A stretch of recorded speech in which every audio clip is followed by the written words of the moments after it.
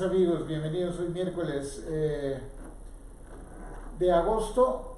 Es un placer estar con ustedes como siempre. Qué bueno que nos siguen a través de las cápsulas. Vamos a continuar. Hoy vamos a tocar un tema interesante, un tema que nos han pedido a través de redes sociales, relacionado precisamente con el robo a través de banca electrónica. Esta es una situación complicada, no desde el punto de vista, la verdad es que ni técnico ni legal, ¿no?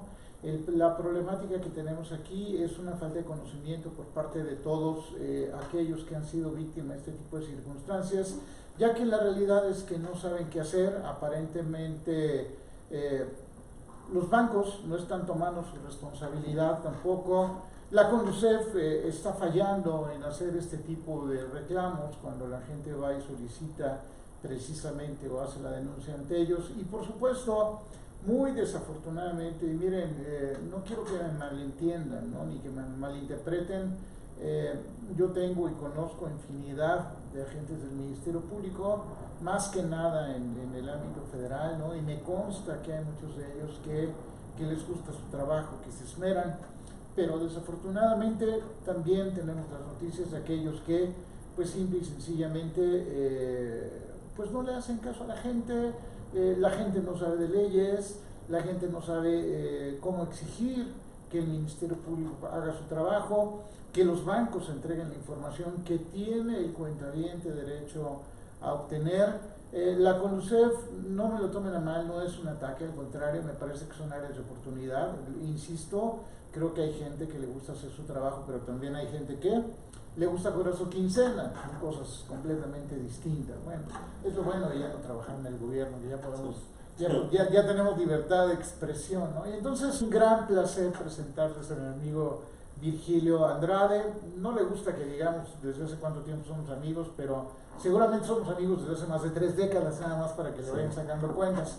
Ya verán que andamos por los 30 y tantos, nuestras mamás nos presentaron cuando éramos bebés todavía, ¿no? Virgilio, ¿no? dirige el despacho de abogados y es un gran experto precisamente en estos temas. Hemos platicado ya durante algún tiempo, algunos años, este tipo de problemáticas, y bueno, hoy con la finalidad de presentarles otro enfoque y con el sustento de la gran experiencia que tiene Virgilio también en estos temas, queremos compartirles algunas situaciones relacionadas desde cuál es la problemática relacionada con este tipo de conductas, en donde, bueno, pues de repente las personas revisan sus cuentas bancarias a través de internet y se dan cuenta simple y sencillamente que ya no tienen dinero. ¿Qué es lo que sucede? ¿Cómo debo de hacer las cosas? ¿Qué documentación tengo que tener? Tengo que tener el valor, por supuesto, para llevar a cabo todo el trámite, pero vamos a hablar de técnica y legalmente de todo lo que se necesita. Virgilio, ¿cómo estás? No, muy bien, muchas gracias por invitarme, Oscar, aquí queriéndote acompañar y compartir un poco de lo que creo que todo el mundo hemos oído sin tener conocimiento. Has leído hasta los reportajes, las quejas. En alguna ocasión recuerdo también que hasta en la radio alguien dijo, bueno, pues es que me metí a mi cuenta a través de internet y estaba en ceros. O las experiencias que nos ha tocado vivir un poco de gente que de edad avanzada de repente va al banco, quiere sacar un crédito pequeño para hacer alguna adquisición o modificación en su casa y le dicen, pues es que no ha pagado los créditos que tiene. Todos tenemos el conocimiento de que a alguien le clonaron la tarjeta, a alguien le robaron la tarjeta o hicieron compras a través de su tarjeta en internet, pero el robo de identidad ya es una palabra un poco más avanzada.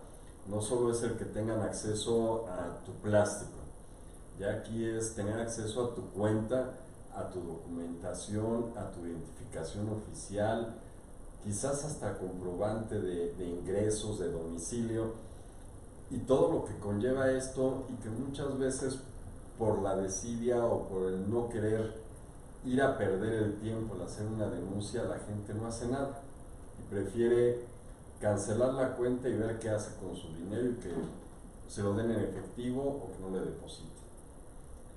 Yo no sé cuál sería la recomendación que pudiéramos hacerle fuera de, lo primero es ir a denunciar, ya sea ante el Ministerio Público y a la Conducef, para que sepan que alguien está utilizando tu nombre para hacer operaciones, solicitar créditos, tarjetas de crédito, quizás hasta algún otro tipo de operación o actividad todavía más ilícita que tú ni siquiera tienes conocimiento. ¿Qué puede hacer una persona desde el punto de vista técnico? ¿Qué es lo que se debe de pedir al banco que me dé para poder proceder en este caso?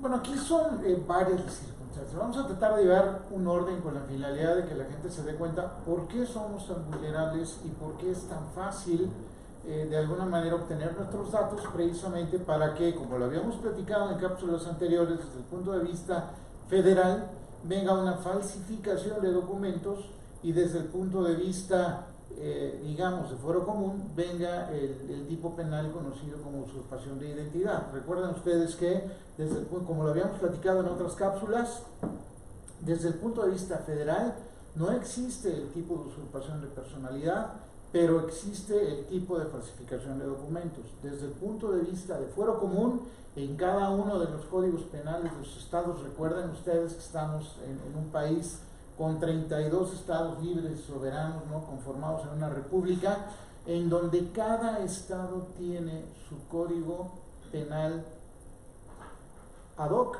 para cada una de sus necesidades, independientemente del Código Penal Federal. Entonces, eso es muy importante que lo tomemos en cuenta.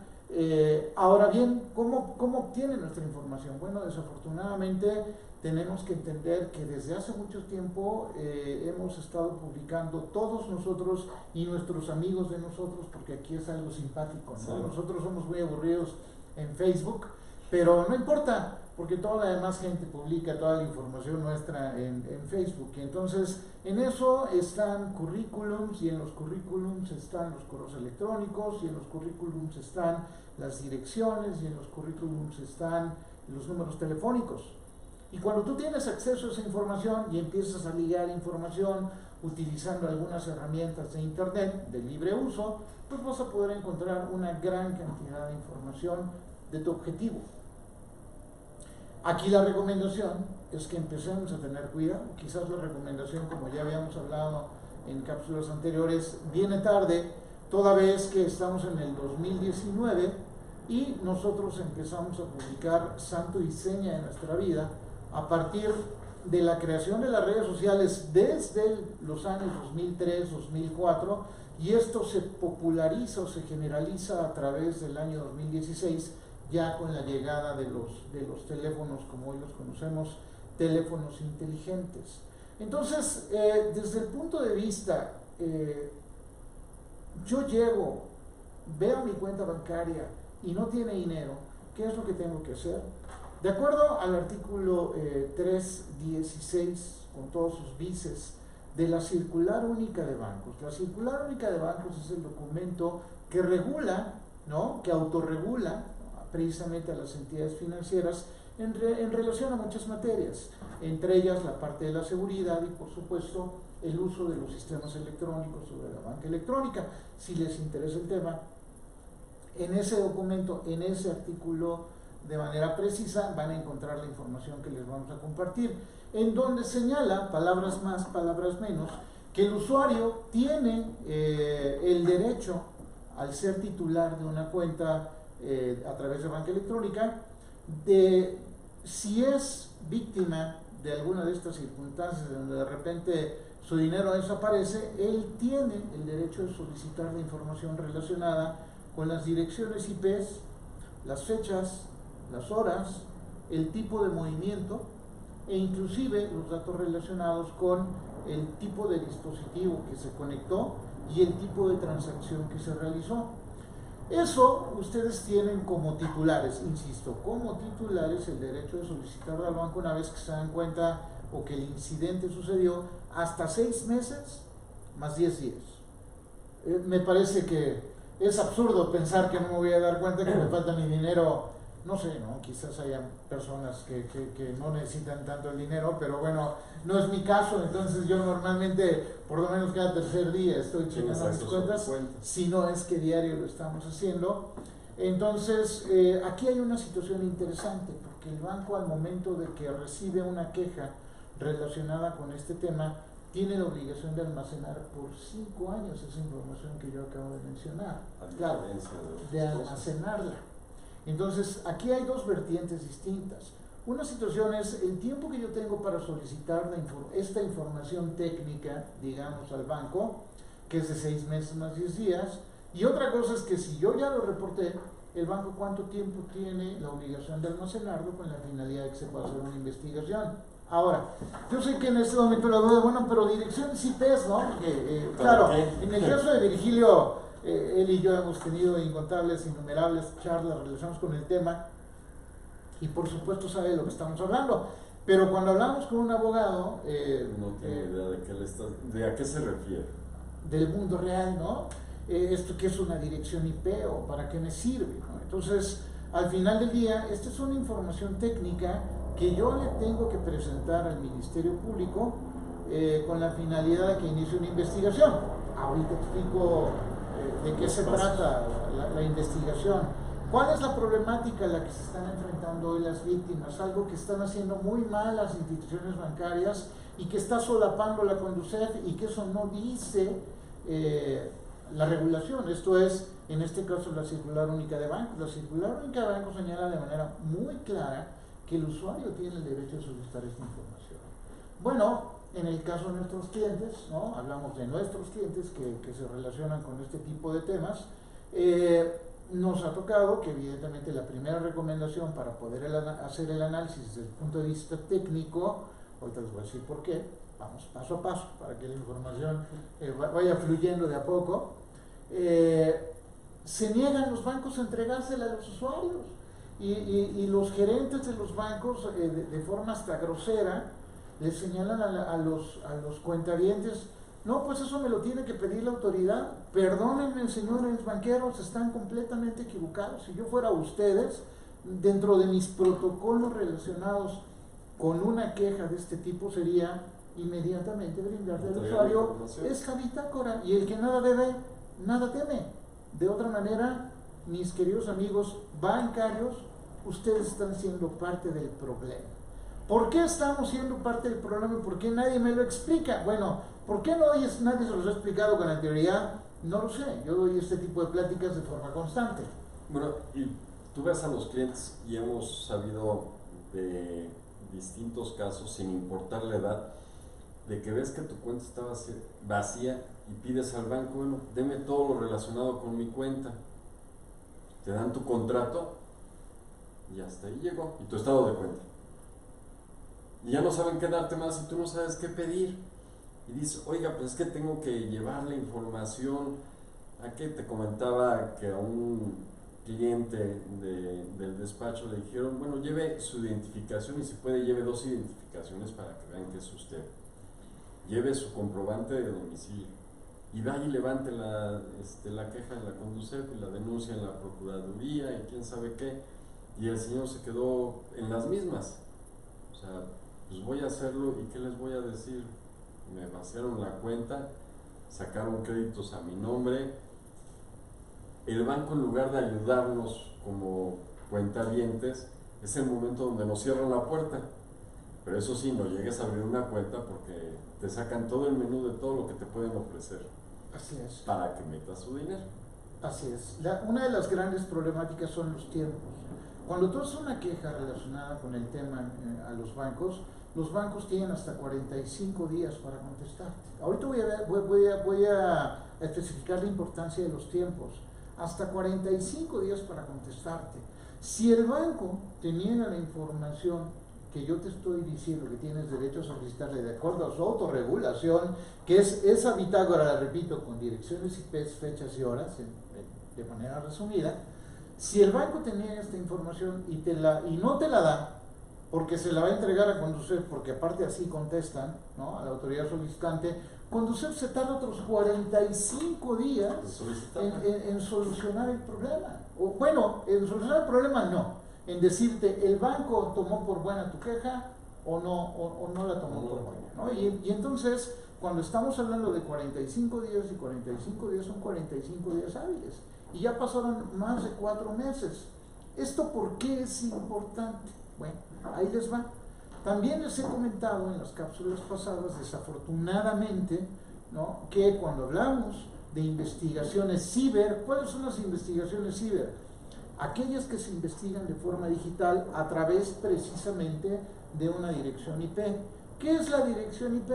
Me parece que lo he comentado en las otras cápsulas, pero no creo que salga de sobra comentarlo vale. Por aquellos que no vieron las cápsulas anteriores. Véanlas, están muy buenas, ¿no? Una dirección IP es un número. Es un número, es una analogía, algo muy similar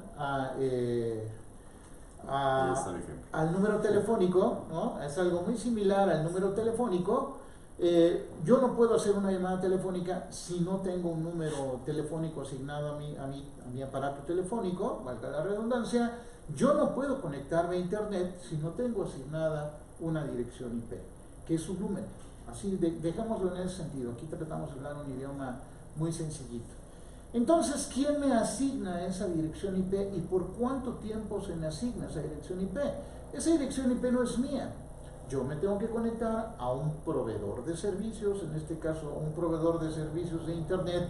Desde el punto de vista técnico, porque desde el punto de vista legal es lamentable que en nuestra legislación no esté definido lo que es un proveedor de servicios de internet, únicamente está definido lo que es un comercializador y como que las cosas no son claras, lo cual es un tache guarache para mis amigos de la FTEL, ¿no? Sí, mis amigos del Instituto Federal de Telecomunicaciones, ¿no?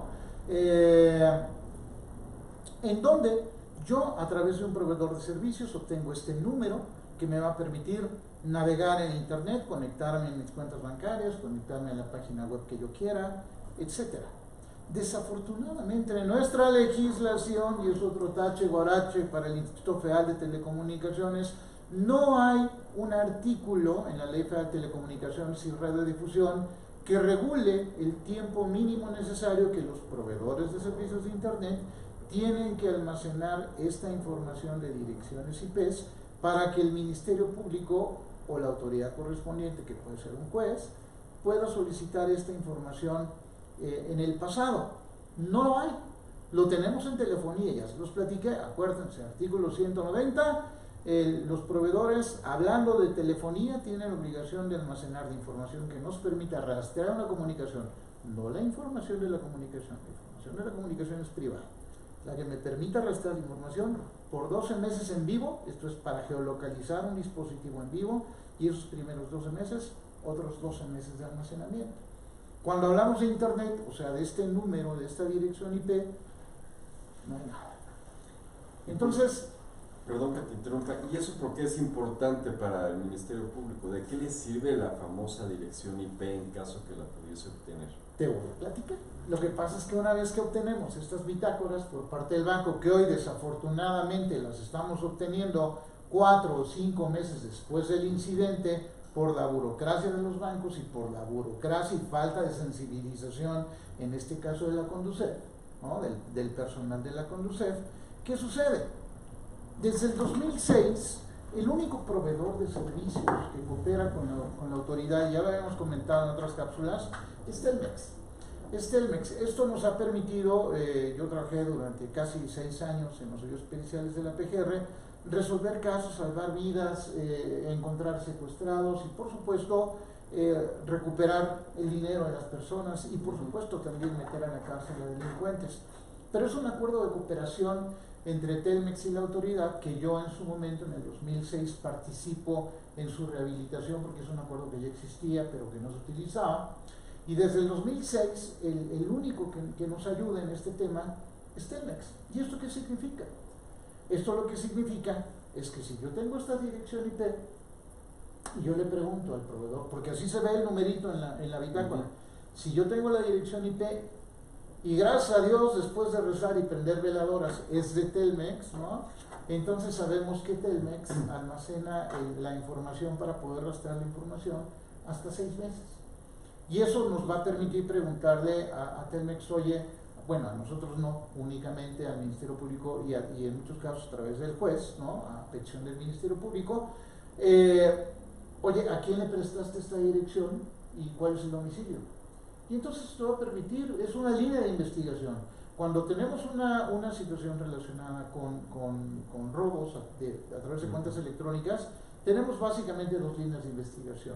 La dirección IP, esto es, quién realizó la transacción y a dónde se fue el dinero. Nunca perdamos de vista el destino. Esa línea, ¿no? Sin embargo, esta línea de investigación es muy importante. Desafortunadamente, Virgilio, si no es Telmex, esto es, si aparece otro proveedor, y perdón que no menciona a nadie, porque no vamos a mencionar a nadie, pero sí menciona a Telmex porque me parece que es de reconocer la ayuda que nos ha brindado ya por 13 años. Si es de otro proveedor, entonces no te van a decir que la información no está, que no la tienen y no te la van a dar. Esto es, no se puede investigar. O sea, te quedaste en las mismas, ahora sí que contra la puerta y hasta ahí llegaste. No se puede investigar técnicamente.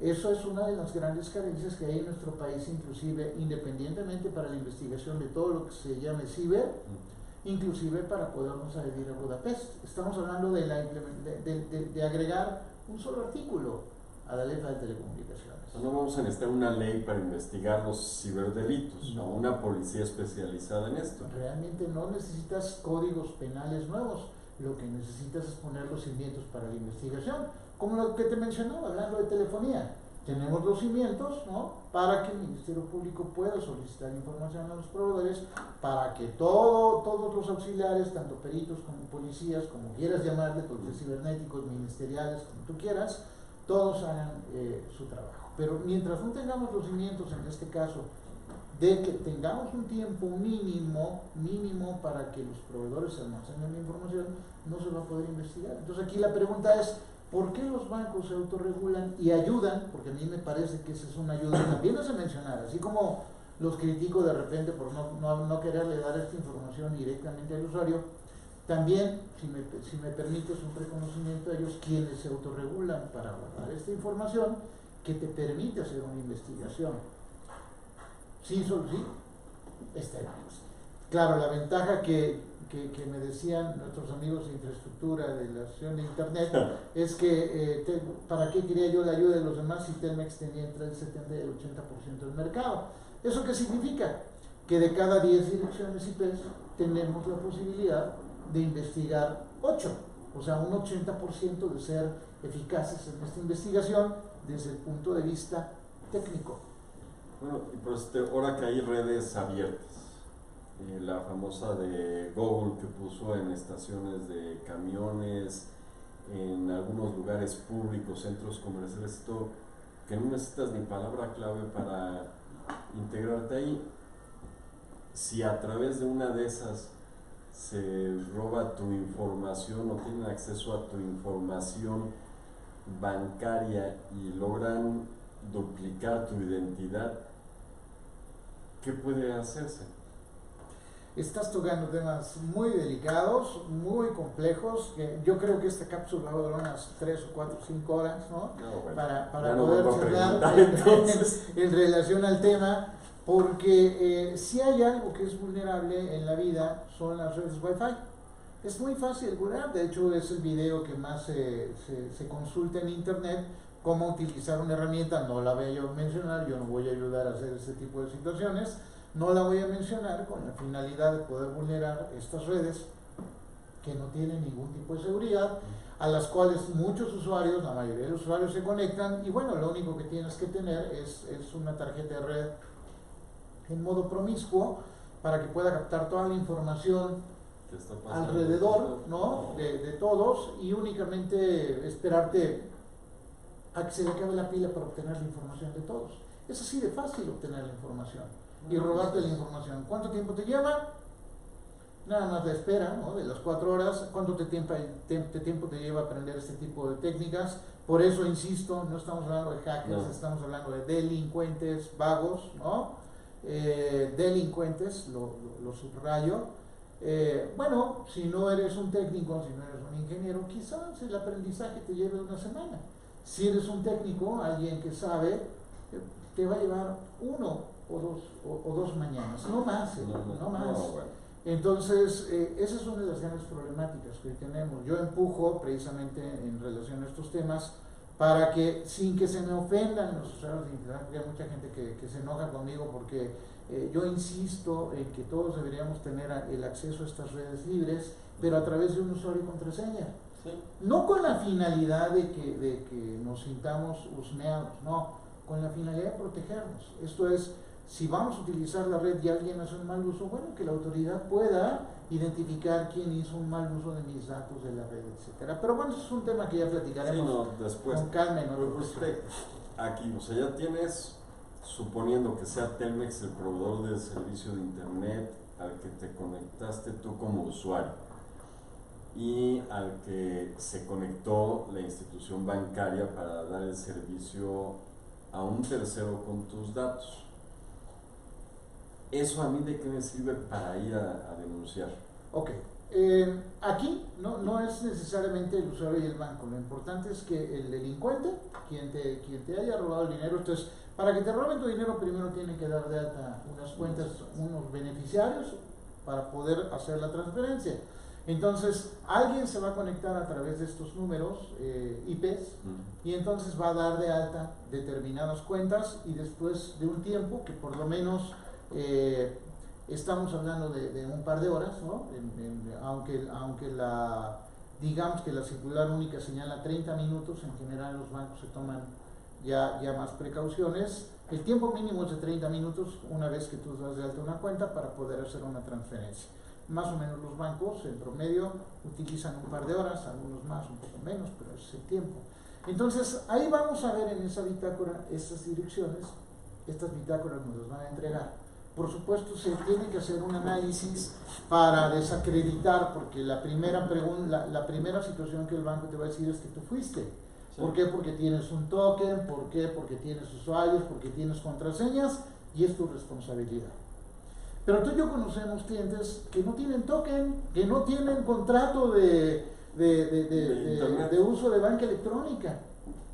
Les roban su dinero y Conducef y el banco señalan que ellos son los culpables, ¿no? Y no se hacen responsables. Entonces, son cosas críticas que hoy estamos viviendo. Entonces, una vez que hoy tienes tu bitácora, que es la pregunta directa que tú me haces, entonces tendrá que venir, mi recomendación es que venga un análisis técnico, tanto de esas direcciones IPs, como de las direcciones que tú utilizas normalmente en tus equipos de cómputo en tu casa, para poder separar la situación. Esto es, te voy a dar un ejemplo muy sencillo, a ver, son muy claros. Hace algunos años tuvimos un cliente que le robaron $1,000,000.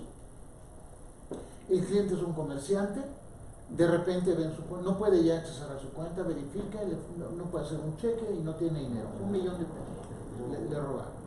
Entonces, al otro día, lo simpático es que al otro día de la transferencia se entrega un Mercedes en una determinada agencia de coches. Al tercer día el banco le dice a mi cliente, ¿sabe qué? Usted tiene la culpa.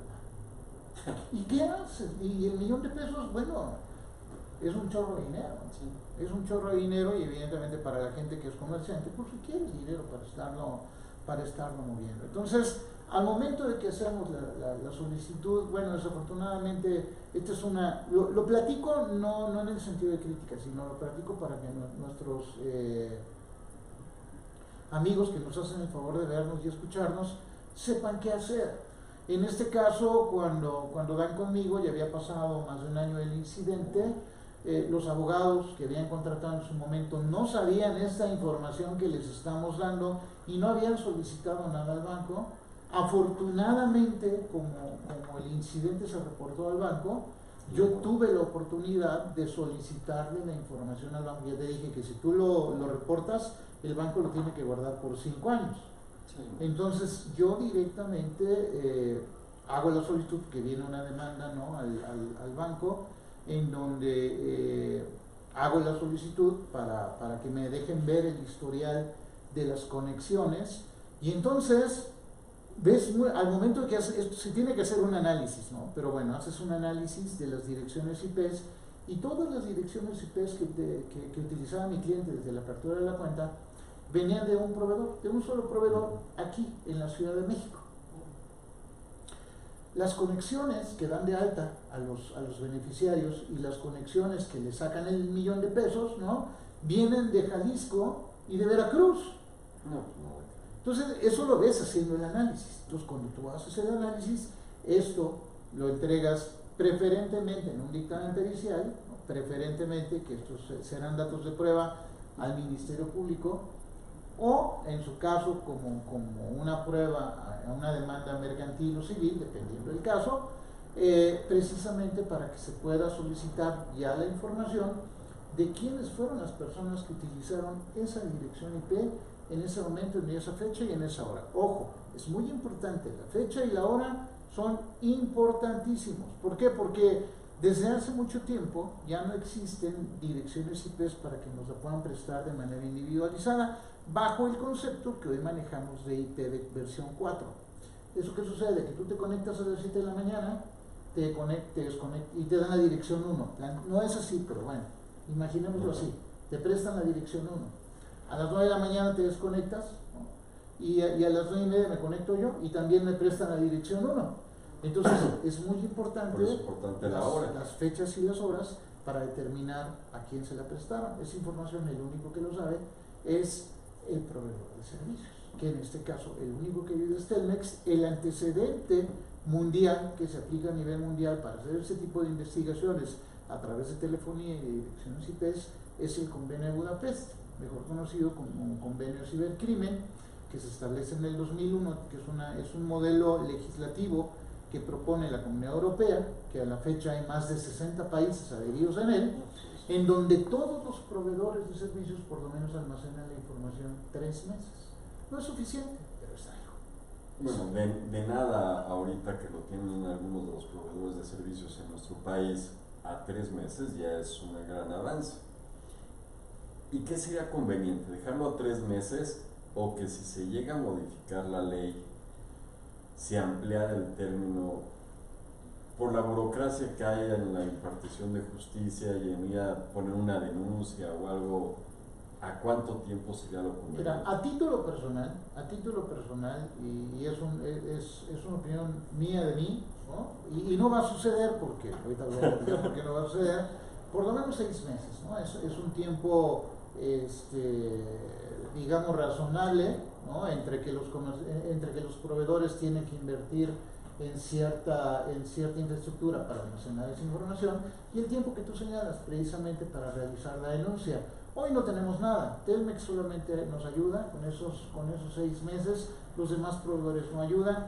Entonces, bueno, y si a eso le aumentamos, porque Telmex ya señalamos que guarda la información por 6 meses, sí, pero si a eso le aumentamos que el banco se tarda 45 días, que la Conducef se tarda 45 días, y de aquí a que denuncie ya me tarde otro poquito, pues evidentemente cuando el Ministerio Público solicite esta información al proveedor, aunque sea Telmex, ya no la va a tener. Y si el Ministerio Público no sabe qué hacer al momento, porque lo he llegado a escuchar, tú y yo lo hemos comentado, de que quieren levantar una denuncia no solo por el robo, sino de identidad, o por los famosos mensajes de texto de extorsión, o los famosos phishing, o cualquiera de los posibles supuestos que pueden darse, y llegas al Ministerio Público local y te dice, no, eso no corresponde aquí, vaya a la fiscalía. Acusarlos con su mamá. No, es que lo hemos escuchado que dicen, es que eso no se maneja aquí, vaya a la policía cibernética. Y hoy en día ya no hay policía cibernética en la Ciudad de México, ¿no?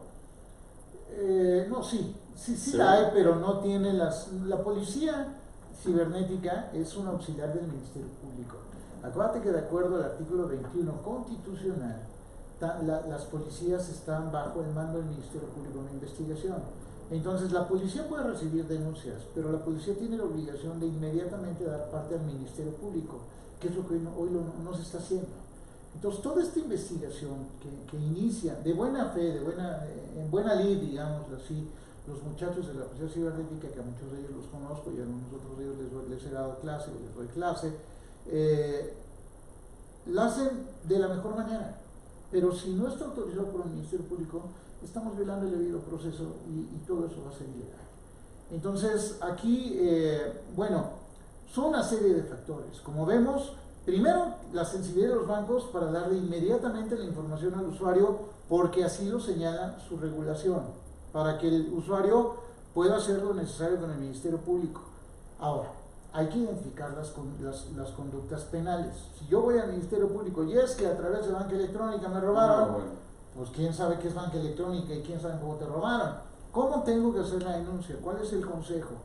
El delito de fuero común, identificable para todo este tipo de casos en prácticamente todos los códigos penales de los estados, es la usurpación de identidad. Entonces, yo tengo que señalar que probablemente bajo el delito de usurpación de personalidad accesaron utilizando mis credenciales a mi cuenta bancaria para robarme determinada cantidad, en donde yo tengo que presentar, cuando es al Ministerio Público, datos de prueba. ¿Cuáles son estos datos de prueba? Precisamente este dictamen o este informe pericial con este análisis de las direcciones IPs, para decirle, mira, es de este proveedor y falta tanto tiempo, porque el Ministerio Público no va a saber cuánto tiempo guarda la información. Tú se la pones en ese informe, que es lo que hacemos nosotros le ponemos esa información en el informe y le decimos, mira, el delito fue hace 4 meses, ya pasaron 4 meses, o sea, ponte las pilas para que pidas la información, ¿no? Ese es el punto número 1. Después, evidentemente, hay que hacer la queja con el banco y hay que hacer la queja entonces me refiero, hay que llevar todas las bases, ¿no? Mis amigos de Conducef, es una súplica, mis amigos de los bancos, no es posible que esta información, que son las bitácoras, que sabemos que si no las entregamos en tiempo la información se va a perder, es una súplica. Entréguensela a los usuarios, hagan toda la investigación que ustedes quieran, pero que el usuario pueda tener esa información para poderla presentar como dato de prueba al Ministerio Público o al juez como prueba para que se pueda hacer la investigación. Hoy no estamos ayudando, ¿quiénes? Ni los bancos, ni Conducef, ni el Ministerio Público. Entonces, hoy el tema que tratamos, y de ahí la importancia que estemos juntos platicando de estos temas, es que la gente sepa esta información. Hay personas que creen que es que yo hago la denuncia al Ministerio Público y ya me voy, y ya lo dejo que haga lo que quiera. No, señores, hay que exigirle al Ministerio Público. Al Ministerio Público hay que llevar, nosotros tenemos el derecho de ayudarlo, de presentarle todos los datos de prueba que sean necesarios para que él pueda recopilar en toda su investigación estos datos de prueba que a través de sus peritos y la policía, que son sus auxiliares, va a convertir en medios de prueba para poderlos presentar como prueba, para que un juez los pueda tomar como prueba. Bueno, ¿y cuál es la forma en la que, es imposible, y tú bien lo comentabas un principio, tenemos toda nuestra información en las redes sociales, llámese como se llame esta, la tienes hasta en las empresas? Hay empresas grandes donde te metes tú a buscar un empleado y te aparece el nombre, el correo electrónico, el teléfono de oficina, y lo imprimes el nombre y te aparece todo el currículum, y ya no un resumen, o sea, es todo el currículum. Casado con fulanita de tal, desde tal año, nacido en tal lado, teléfono, todo.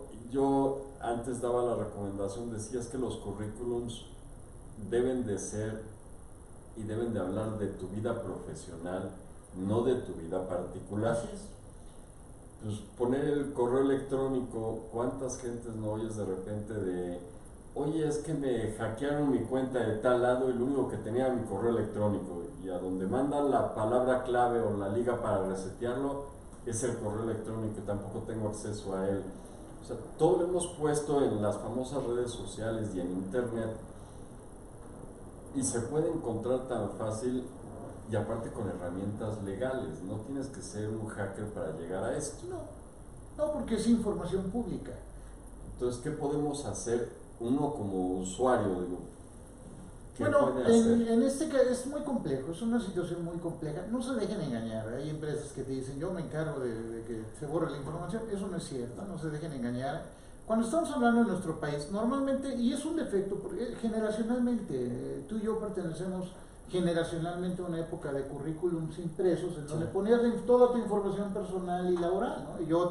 Hay impresos, hay publicados míos, currículums completitos, ¿no? De Sí, aquellas sí, cierto. épocas. De aquellas épocas, tú los has Sí, consultado, sí, sí. ¿no? De aquellas épocas en donde, bueno, evidentemente yo no los tengo publicados, pero ¿qué podemos hacer? Lo que podemos hacer en nuestro país hay cosas muy buenas, ¿no? Evidentemente yo hablo de las áreas de oportunidad y lo vuelvo a insistir, no hablamos de este tipo de cosas a manera de crítica, sino a manera de encontrar una oportunidad para que tenemos la esperanza de que aquellos que tienen la capacidad de cambiar las cosas, que son ustedes que nos están viendo, lo hagan en el buen sentido, en el sentido que nos permitan ser eficientes en la investigación y sobre todo que estos delincuentes terminen donde deben de terminar, en la cárcel. El problema que hoy tenemos de la investigación de todos los mal llamados ciberdelitos es que el delincuente no termina en la cárcel. Y entonces el delincuente roba y roba y roba y roba y nadie denuncia y roba y roba y roba y nadie denuncia.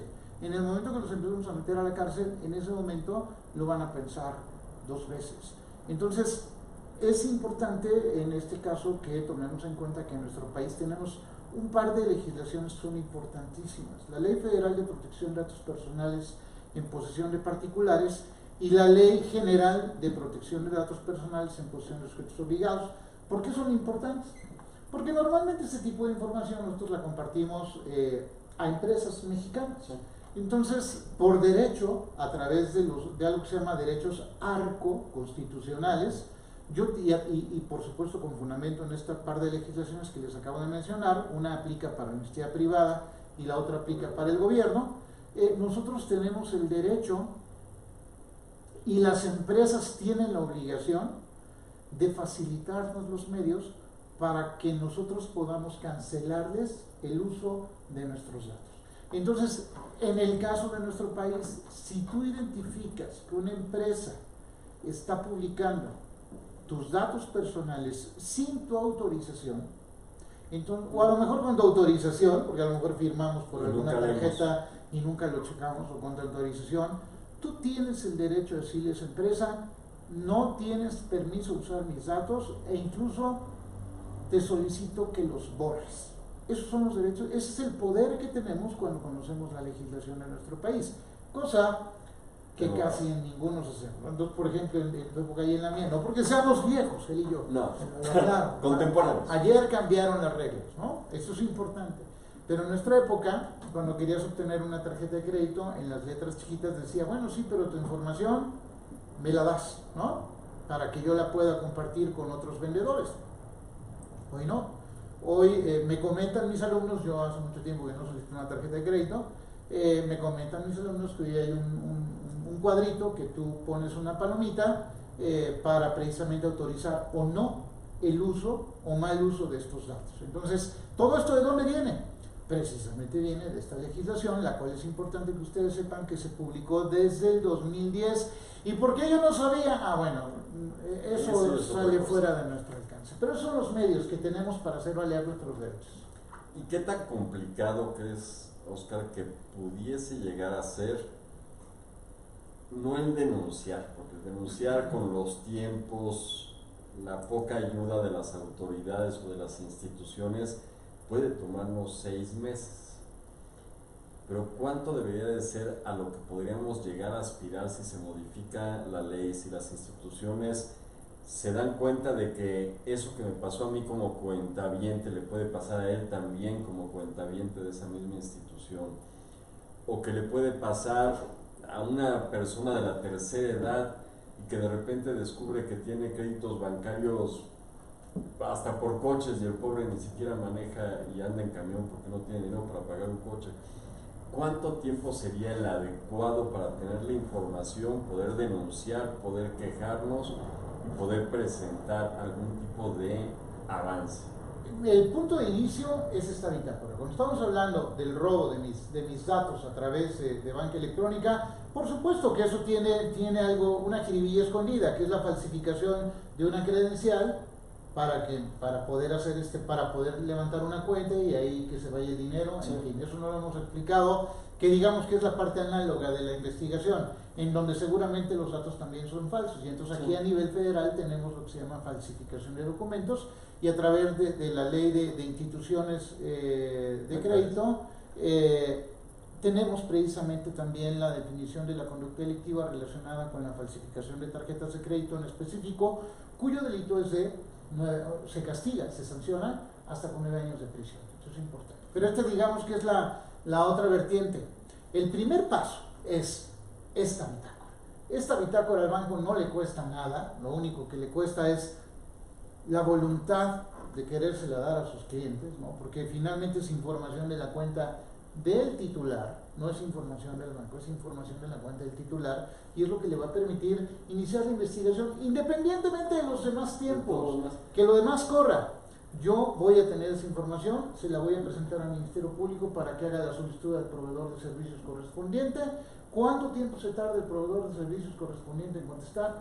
No más allá, no más allá. Ellos tienen la obligación de contestar desde el punto de vista de telecomunicaciones en un máximo de 48 horas. No, pero es muy rápido. Cuando estamos hablando de esto, que es un acuerdo, no más allá de un par de semanas, no más allá. Entonces, claro, esto conlleva otro tipo de situaciones, pero cuando todo se hace de forma correcta, la verdad es que, y se los digo viéndolos a los ojos porque yo fui responsable de supervisar desde el punto de vista pericial este tipo de investigaciones en el área informática y telecomunicaciones, y todavía puedo meter la mano al fuego por los peritos que ahí siguen, porque todavía yo tuve la fortuna de capacitarlos y de conocerlos a todos.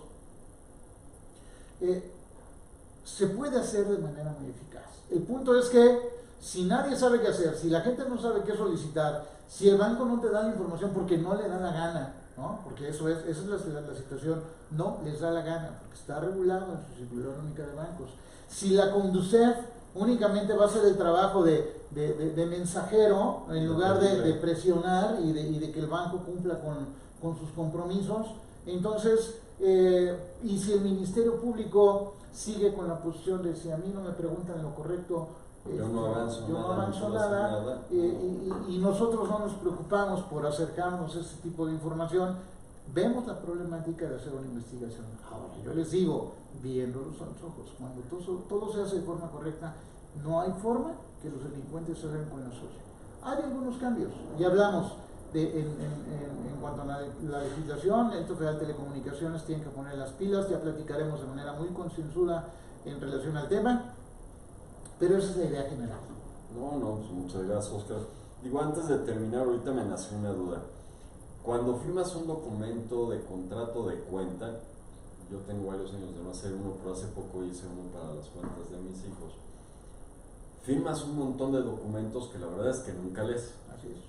Nada más te dice el ejecutivo, fírmele aquí, fírmele acá, este es para la banca electrónica, este es para el acceso a través de celular en la aplicación.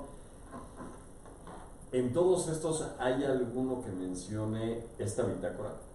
¿O habrá alguno que diga que la bitácora es tuya? No, pero está en la circular única de bancos. Y si yo voy y se me ocurre el día de mañana, nada más por hacer la mala onda a mi banco y le digo, oye, necesito la bitácora de acceso a mi cuenta, ¿lo tengo que solicitar por escrito o con el gerente de la cuenta? Tiene que haber una reclamación relacionada con un incidente que tú no reconoces, eso es lo primero, ¿no? No es cuestión de que yo vaya y pida mis cosas, no. Tiene que haber una reclamación relacionada con un incidente donde tú no reconoces el movimiento. Entonces lo que tú tienes derecho a solicitar es ver la información relacionada con esos movimientos de ese incidente que tú no reconoces. Al banco no le quita nada. Finalmente, si las personas lo quieren engañar, en esa bitácora se va a descubrir que es su casa, que es su despacho, que son los lugares donde él normalmente está. Pero también si es alguien más quien está quebrantando la seguridad del banco, mis amigos banqueros, ojo, porque puede ser una situación interna y eso les debería de interesar mucho más a ustedes, ¿no? O puede ser alguien externo que violentó las credenciales de la persona y está accesando de manera no autorizada.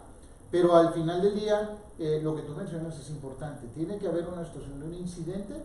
Esos son los derechos que ustedes tienen. Señores banqueros, están violentando ese derecho, están siendo cómplices de la destrucción de posible evidencia o datos de prueba, y créanmelo, y esto es un consejo para ustedes, Cuando esto se voltea a través de demandas mercantiles o civiles, ustedes son cómplices y ustedes van a perder. No les voy a cobrar la consultoría, pero hay que tener cuidado. Bueno, pues muchas gracias, Oscar. Es interesante igual que todos los temas, y hay mucho más por qué platicar. Comentábamos de hacer un programa en vivo. ¿Qué tema crees que valga la pena o que los amigos de las redes sociales nos propongan un tema? Yo no dejaría a nuestros amigos que nuestros amigos nos propongan los temas. ¿Por qué? Porque ellos son los que lo viven diario. Al final del día, nosotros lo vivimos diario porque vienen con nosotros los clientes y atendemos ese tipo de casos. Pero con la finalidad de que, digamos, la gente no pudiera pensar que de alguna manera le queremos dar cierto sentido para algún lado, yo preferiría que fuera a petición de las personas para que nos digan cuáles son sus dudas, qué puedo hacer, qué les pasó. Díganos qué les pasó. Aquí les prometemos que no vamos a decir nombres o datos que los pudieran comprometer, pero sí el compartir, oye, es que yo hice y a mí me pasó, eso es muy útil para las personas. Antes decíamos que tenemos que aprender tropezándonos, y la realidad es que con el tiempo que tenemos de conocernos, aún tropezándose, las personas no entienden que deben de caminar viendo al frente. Les cuesta mucho trabajo y a veces algunos aprenden de los errores de otros. El compartirnos las cosas, las circunstancias, lo sucedido, las experiencias de cada quien nos puede ayudar un poco a entender el mundo tan complicado que tenemos el día de hoy frente a nosotros, con los teléfonos inteligentes, con las computadoras y con todo el acceso a internet. Muy bien, mi querido amigo, pues no nos queda más que agradecer a las personas que nos acompañan, su presencia. Nos vemos en la siguiente cápsula. Muchas gracias, que tengan muy buen día. Hasta luego.